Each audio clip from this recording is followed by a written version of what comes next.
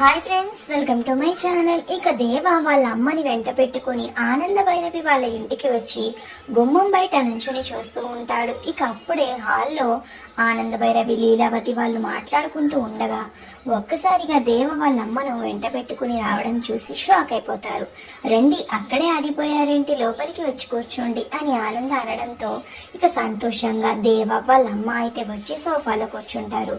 ఇక అప్పుడు దేవ ఇలా అంటూ ఉంటాడు, మనమే కావాలి అని, మనల్ని ప్రేమిస్తున్నాను అని ఒక అమ్మాయి వచ్చి మనకి చెప్తే ఆ అమ్మాయిని రిజెక్ట్ చేయడానికి నా దగ్గర పెద్ద కారణాలు ఏమీ లేవు.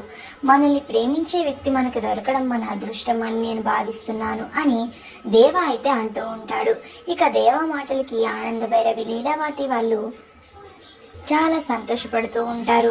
ఇక అప్పుడు లీలావతి సంతోషపడుతూ ఉండగా ఆనంద ఇలా అంటూ ఉంటుంది, ఒక అమ్మాయి నిన్ను ప్రేమిస్తుంది అని చెప్పిన వెంటనే నువ్వు ఆ అమ్మాయికి సమాధానం చెప్పకుండా ఇంట్లో మా కుటుంబ సభ్యులందరికీ చెప్పడానికి మీ అమ్మని వెంట పెట్టుకుని వచ్చినప్పుడే నీ సంస్కారం నాకు నచ్చింది. నీలాంటి గొప్ప వ్యక్తికి ఇవ్వాలని నా కూతుర్ని ఎదురు చూస్తున్నాను. నీకు అప్పగిస్తే ఖచ్చితంగా దామిని నీ బంగారంలా చూసుకుంటావనే నమ్మకం నాకు వచ్చింది అని ఆనంద భైరవి చాలా సంతోషపడుతూ ఉంటుంది.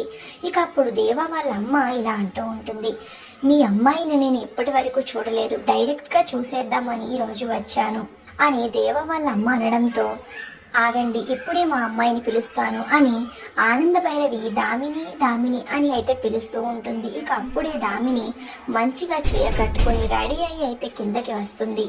ఇక తల కిందకి పెట్టుకుని అలా దామిని రావడం చూసి ఎవరా ఆ అమ్మాయి అని దేవ వాళ్ళ అమ్మ ఒక్కసారిగా చూసి దామిని షాక్ అయిపోతుంది, కోపంతో ఊగిపోతుంది. ఇక దామిని కూడా చాలా భయంతో వణికిపోతూ ఉంటుంది.